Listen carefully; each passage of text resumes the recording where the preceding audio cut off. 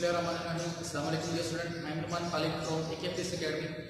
तो क्लास आज का जो हमारा टॉपिक है वो स्मॉल सा टॉपिक है, wave as a energy carrier. आपकी जो वेव है वो एनर्जी कैरी करती हैं, इसको आपने प्रूव करना है। तो जो आपकी बेसिक डेफिनेशन के अंदर आता है कि वेव्स क्या है, वो ऐसी चीज है जो एनर्जी को कैरी करती है, एनर्जी को आपकी एक जगह से दूसरी जगह ट्रांसफर करती है। बेसिक डेफिनेशन बच्चों इसकी ये वेव्स की आप तो पढ़ते हैं डिस्टर्बेंस इन अ मीडियम, लेकिन जो बेसिक डेफिनेशन इसकी बनती है वो एनर्जी कैरियर के एनर्जी कैरियर ऐसी चीज जो एनर्जी को कैरी करती है। ठीक है, इसको बच्चों आपने समझना है। ये डायग्राम पहले भी डिस्कस हो गई है, ठीक है, ये बेस्ट एग्जांपल है इसको समझने के लिए। तो जो अपने माइंड में फिर एक बार फर्ज करें कि एक टब है, टब के अंदर पानी भरा हुआ है, ठीक है, और टब के एक साइड पे एक कश्ती पड़ी है पॉइंट ए के ऊपर, ठीक है, उसके दूसरी साइड पे आप किसी भी चीज से पानी के अंदर डिपिंग स्टार्ट करते हैं। जब बच्चों आप पानी के अंदर डिपिंग स्टार्ट करते हैं तो पानी के अंदर जो वेव्स पैदा होंगी वो क्या होंगी, ट्रांसवर्स वेव होंगी, यानी कि जो डिस्टेंस ट्रेवल होगा और जो वेव प्रोपगेट करेगी एंगल क्या होगा, 90 का होगा उन दोनों के दरमियान। ठीक है, तो आपकी कुछ वेव्स ट्रांसवर्स वेव पैदा होंगी पानी में कुछ इस फॉर्म में, और वो ट्रेवल करेंगी पॉइंट ए की तरफ, यानी कि कश्ती की तरफ क्या करेंगी, ये ट्रेवल करेंगी। ठीक है, जब बच्चों ये कश्ती की तरफ ट्रेवल करेंगी तो आपकी जो ये कश्ती है तो आपकी अप एंड डाउन क्या करेगी, मूवमेंट करेगी। ठीक है, यानी कि जो पार्टिकल जो पानी है वो अप एंड डाउन मूव करेगा। ठीक है, यानी कि याद करें ट्रांसवर्स वेव जिसमें मीडियम के वाइब्रेशन क्या थी, अप एंड डाउन थी, लेकिन वेव ट्रेवल करती थी ऑपोजिट परपेंडिकुलर डायरेक्शन। ठीक है, तो यहाँ पे जो मूवमेंट होगी वो अप एंड डाउन होगी कश्ती की, लेकिन जो वेव ट्रेवल करेगी वो कुछ इस डायरेक्शन में ट्रेवल करेगी। ठीक है, एंगल क्या बनेगा, 90 का बनेगा। वो जो इस एग्जांपल से आपको समझ आती है कि आपकी एनर्जी ट्रांसफर हुई है, कैसे समझ आती है।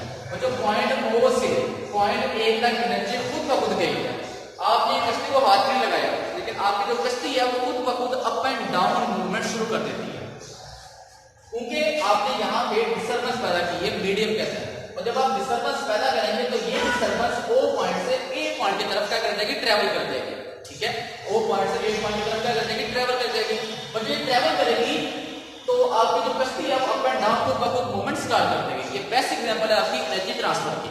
ठीक है बच्चों, यहाँ तक एक पॉइंट जरा समझ लें कि जो बेसिकली आपकी एनर्जी ट्रांसफर होती है, मैटर ट्रांसफर नहीं होता, ये बात याद रखें। यानी कि फर्स्ट करें, मैंने यहाँ पे एग्जांपल फर्स्ट किया कि फर्स्ट करें पानी के 7 मॉलिक्यूल हैं आपके, ठीक है, और ये 6 मॉलिक्यूल के ऊपर 6 मॉलिक्यूल के ऊपर आपकी कश्ती पड़ी हुई है, इसमें रेड से शो कर रही है। ठीक है, तो बच्चों जब आप फोर्स अप्लाई करते हैं, यानी कि आप डिपिंग करते हैं पॉइंट 1 के ऊपर, ठीक है, पॉइंट 1 के ऊपर आपने डिपिंग स्टार्ट की। डिपिंग से क्या मुराद है, आप पॉइंट 1 को अपनी मैकेनिकल एनर्जी ट्रांसफर करते हैं, क्योंकि आप डिपिंग करते हैं, डिपिंग में आपकी जो एनर्जी है वो वेस्ट होती है और वो एनर्जी ट्रांसफर होती है किसे, फर्स्ट मॉलिक्यूल को। तो जो आपने डिपिंग की है, यानी कि आपने फर्स्ट मॉलिक्यूल को क्या दे दी है, एनर्जी दे दी है, बट जो वो एनर्जी ट्रांसफर होगी पॉइंट 2 मॉलिक्यूल के ऊपर, फिर वो एनर्जी ट्रांसफर होगी पॉइंट 3 मॉलिक्यूल के ऊपर, क्योंकि वाइब्रेशन स्टार्ट हो जाएगी। ये जो मॉलिक्यूल है वो वाइब्रेशन स्टार्ट करेंगे, टकराएंगे, टकराने से क्या मुराद है, एनर्जी क्या करेंगे, ट्रांसफर करेंगे।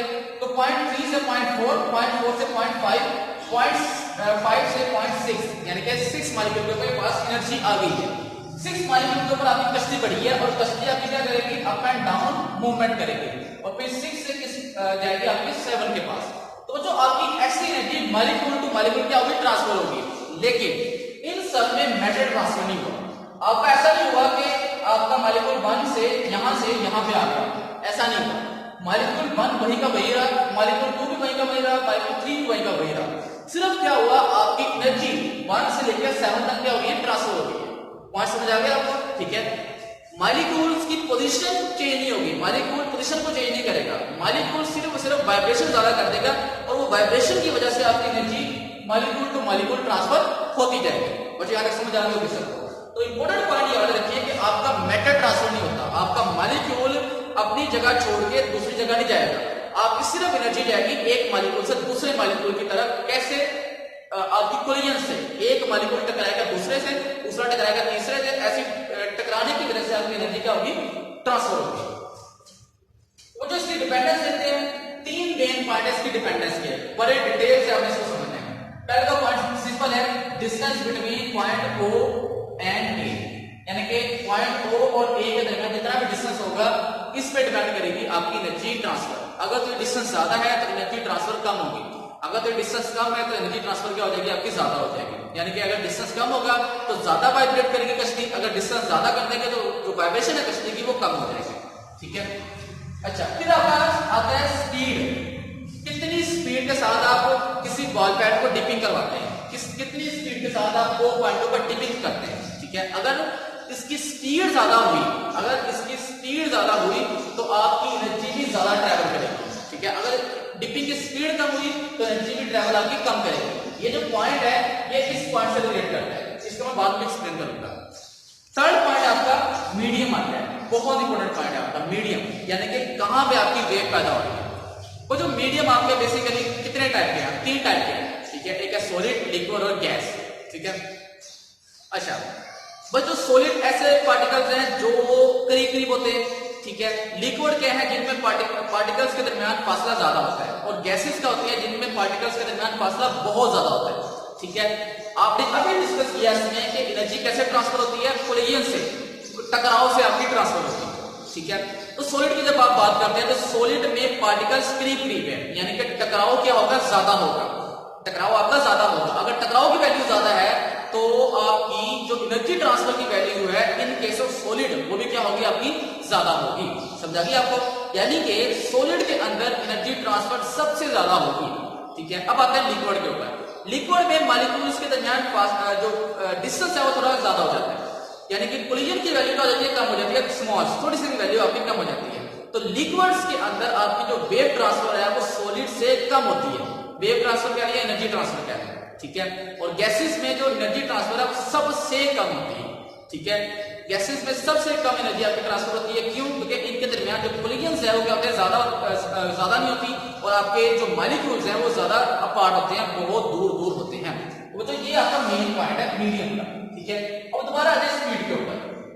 स्पीड को समझने से पहले मैं आपको ये पॉइंट बता दूं, relation between frequency and energy. Frequency और एनर्जी के दरमियान रिलेशन आपने पढ़ना है, ये रिलेशन रिलेट करेगा स्पीड के साथ। वो जो फ्रीक्वेंसी क्या थी, number of vibration in 1 second, 1 second में जितनी वाइब्रेशन है वो क्या है, आपकी फ्रीक्वेंसी है। और एनर्जी क्या है कि जितनी एनर्जी आपकी क्या होगी, आपकी जो इंटरनल एनर्जी है, आपकी जो इंटरनल ताकत है। ठीक है, वो आपकी क्या आ जाएगी, एनर्जी आ जाएगी। अगर आप इसके अकॉर्डिंग देखेंगे तो E equal to FD, force और डिस्प्लेसमेंट का जो प्रोडक्ट होगा वो क्या होगा, एनर्जी होगा। अच्छा क्या है बच्चों, फ्रीक्वेंसी और एनर्जी बेसिकली क्या है, ये आपस में डायरेक्ट रिलेट करते हैं। अगर आप एनर्जी को ज्यादा करेंगे तो आपकी फ्रीक्वेंसी भी क्या हो जाएगी, ज्यादा हो जाएगी। अगर आप एनर्जी कम करेंगे तो फ्रीक्वेंसी भी क्या हो जाएगी, आपकी कम हो जाएगी। कैसे? अब दोबारा है स्पीड के ऊपर। वो जो अब आप डिपिंग स्टार्ट करते हैं, डिपिंग स्टार्ट में अगर आपकी डिपिंग की स्पीड कम है, डिपिंग की स्पीड कम से क्या मुराद है, आपकी फ्रीक्वेंसी कम है, आप कम फ्रीक्वेंसी दे रहे हैं। कम फ्रीक्वेंसी देने से क्या मुराद है, आपको जो एनर्जी ट्रेवल करेगी वो क्या करेगी, कम करेगी। ठीक है, यहाँ तक वो एनर्जी ट्रेवल क्या करेगी, कम करेगी। या आप इसे ऐसे भी समझ लें कि जब आप ज्यादा डिपिंग करते हैं तो आपके बाजू की जो एनर्जी होती है वो ज्यादा ट्रेवल करती है, तो आपकी वह एनर्जी ज्यादा ट्रेवल करेगी तो फ्रीक्वेंसी भी क्या लगेगी, ज्यादा लगेगी। तो जो पॉइंट अंडरस्टैंड कर रहे हैं, ठीक है। और अगर आप स्पीड ज्यादा करेंगे, डिपिंग की स्पीड ज्यादा करेंगे, तो मतलब क्या है कि आपकी जो एनर्जी है, आपके अंदर एनर्जी ट्रेवल करेगी ज्यादा, वो आपकी जो मैकेनिकल एनर्जी है, इंटरनल मैकेनिकल एनर्जी, वो वाटर को ज्यादा ट्रांसफर हो जाएगी। ट्रांसफर कैसे होगी, वो आपकी पॉइंट O से पॉइंट A तक ज्यादा एनर्जी ट्रेवल करेगा। इन सिंपल ये कि अगर आप फ्रीक्वेंसी ज्यादा करेंगे, स्पीड डिपिंग की स्पीड ज्यादा करेंगे तो फ्रीक्वेंसी ज्यादा करेंगे, अगर फ्रीक्वेंसी ज्यादा करेंगे तो आपकी एनर्जी भी क्या हो जाएगी, ज्यादा हो जाएगी। ठीक है।